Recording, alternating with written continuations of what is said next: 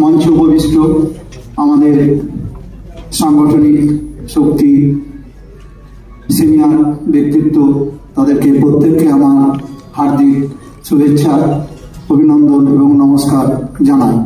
আজকে আমি বিশেষভাবে কথা বলতে চাই, যেটা হচ্ছে সাংগঠনিক দু একটা কথা বলেই আমি আমার বক্তব্য শেষ করতে চাই।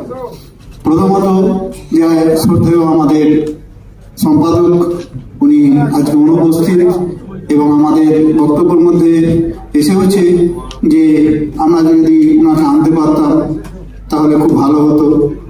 তো যাই হোক, আমরা উনি যখন পদত্যাগ করেওছিলেন, তো যাই হোক আমরা যদি কিছু লোকজন সত্যিকারে মঞ্চে যখন বলছি, বলার আগে যদি ওনাকে যদি ডেকে নিয়ে আসতে পারতাম, সেটা আমাদের সবার জন্য ভালো হতো।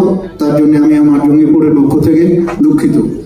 আর আজকে আমাদের সংগঠনের কাজ অনেক কথাই উঠে এসেছে খোলামেলা ভাবে, আবার অনেকেই বলেছে যে না আমরা